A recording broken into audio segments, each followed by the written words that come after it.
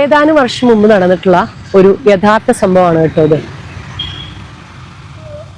വെക്കേഷന് നാട്ടിൽ പോവാറുണ്ട് ഞാൻ, നിങ്ങളെപ്പോലെ തന്നെ. ആ സമയത്ത് എൻ്റെ കസിൻ സിസ്റ്ററിൻ്റെ മകള്, അവൾക്ക് വെറും 4-5 വയസ്സ് മാത്രമാണ് പ്രായം. അവൾ എന്നോട് വളരെ ശക്തമായിട്ടുള്ളൊരു ചോദ്യം ചോദിച്ചു. മമ്മയ്ക്ക് റിലീജിയൻ ഇല്ല, അപ്പം മമ്മ മരിച്ചു കഴിഞ്ഞു കഴിഞ്ഞാൽ മമ്മയുടെ ഡെഡ് ബോഡി എവിടെ മറവ് ചെയ്യും? ഞാൻ അവളോട് പറഞ്ഞു, കുട്ടി അതിനല്ലേ ഇവിടെ പൊതു ശ്മശാനങ്ങളുള്ളത്, അവിടെ കൊണ്ടുപോയിട്ട് മമ്മയുടെ ഡെഡ് ബോഡി മറവ് ചെയ്യും. പക്ഷേ ആ കൊച്ചുകുട്ടിയുടെ ബോധമണ്ഡലത്തിൽ, ബ്രെയിനിൽ നമ്മുടെ സൊസൈറ്റി, മതം അടിച്ചേൽപ്പിച്ചിട്ടുള്ള ഒരു ബോധമുണ്ടല്ലോ, അത് ഭയങ്കര വല്ലാത്ത ഒരു ബോധം തന്നെയാണ്.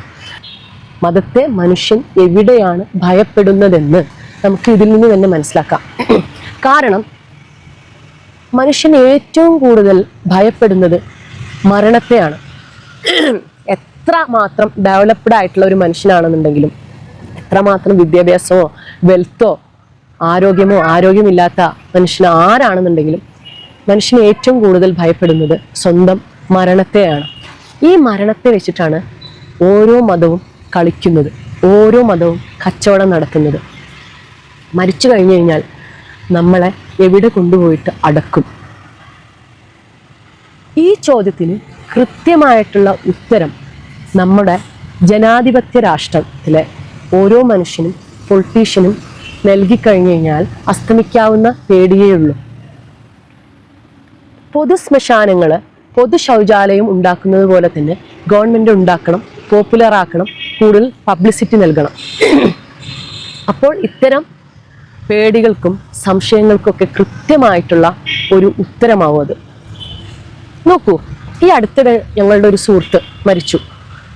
അവൻ്റെ പേര് റോയ് എന്നായിരുന്നു. നിങ്ങളിൽ പലർക്കും റോയിനെ അറിയുമായിരിക്കും. അവൻ്റെ ഭാര്യ സുനതി, അവളൊരു ഹിന്ദു മതവിശ്വാസിയാണ്. സുനതിയെ കല്യാണം കഴിച്ചു എന്ന കാരണത്താൽ പള്ളിക്കാർ തീർത്ത് പറഞ്ഞു ഇവിടെ അടക്കം കഴിയില്ല എന്നുള്ള കാര്യം. എന്തിനാണ്? വേണ്ട. ഒരു മതസ്ഥാപനത്തിൽ നിങ്ങളെ എന്തിനാണ് കൊണ്ടുപോയി അടക്കേണ്ട ആവശ്യം? നിങ്ങൾ മൂത്രം ഒഴിക്കുമ്പോൾ വീട്ടിലുള്ള കക്കൂസിലാണ് പോകുന്നത്, അല്ലെങ്കിൽ പൊതുസ്ഥലത്തുള്ള ഒരു ശൗചാലയത്തിലാണ് പോകുന്നത്, അല്ലെങ്കിൽ ഭക്ഷണം കഴിക്കുമ്പോൾ നിങ്ങൾ നിങ്ങളുടെ വീട്ടിൽ നിന്നോ അല്ലെങ്കിൽ ഒരു ഹോട്ടലിൽ നിന്നോ ആണ് ഭക്ഷണം കഴിക്കുന്നത്.